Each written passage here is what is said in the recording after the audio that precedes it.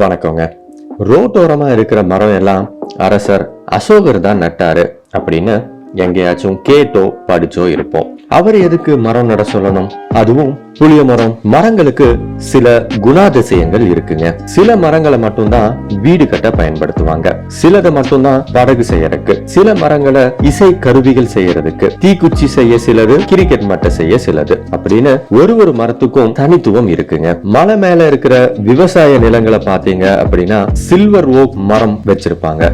நிலத்தடி நீரை உறிஞ்சி கொடுக்கறது மட்டும் இல்லாம வேகமா அடிக்கிற காத்தோட வேகத்தை கம்மி பண்றதுக்கும் உதவுதுங்க. யூக்கலிப்டஸ் மரம் பார்த்தோம் அப்படின்னா சத்தத்தை உள்வாங்கிக்கிறதுக்கு உதவியா இருக்குங்க. அதே போல வேப்பிலை, புங்கை, அரசம் இதெல்லாம் காத்த சுத்தப்படுத்துறதுக்கு உதவியா இருக்குங்க. இதே போல என்னதான் நம்ம புளிய மரம் எப்பயுமே கார்பன் டை ஆக்சைடை வெளியே விட்டுச்சு அப்படின்னாலும் தூசிய கம்மி பண்ண உதவுதுங்க. கொஞ்சம் யோசிச்சு பாருங்க. அந்த காலத்துல தார் ரோடு, கார் எல்லாம இருந்துச்சு, மண் ரோடும் மாட்டு வண்டியும் தானே இருந்துச்சு. ஒரு ஊர்ல இருந்து இனி ஒரு ஊருக்கு வியாபாரத்திற்காக போறவங்க தனியா போனது இல்லைங்க. மாட்டு வண்டி கட்டிக்கிட்டு கூட்டமா தான் போவாங்க. அப்படி போறப்ப மண்ணு பறக்குங்க. அந்த புழுதி பின்னால வர்ற மாட்டோட மனுஷங்களோட கண்கள்ல விழுவுங்க. அப்போ பிரச்சனை தானுங்களே. அதனால அந்த புழுதி மண்ணை கம்மி பண்ணணும் அப்படிங்கறக்காக தான் வழி நெடுக்க ரெண்டு பக்கமும் புளிய மரத்தை வச்சாங்க. இப்பயும் ரோட்டோரமா இருந்தா புளிய மரத்தை பாருங்க, முழுசும் தூசி படிஞ்சுதான் இருக்குங்க.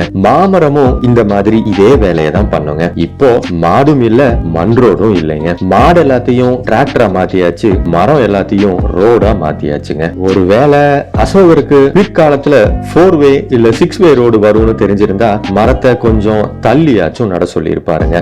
உங்க ஊர்லயும் எங்க ஊரு பொள்ளாச்சி மாதிரியே மரம் வெட்டப்பட்டு இருந்துச்சு அப்படின்னா நீங்க அத எவ்வளவு மிஸ் பண்றீங்கன்னு உங்களோட ஊர் பேரோட கமெண்ட்ஸ்ல போடுங்க. சரிங்க, எனக்கான உங்களோட நேரத்துக்கு நன்றிங்க. இப்படிக்கு என்றும் அன்புடன் நான் உங்கள் சாணக்கியன்.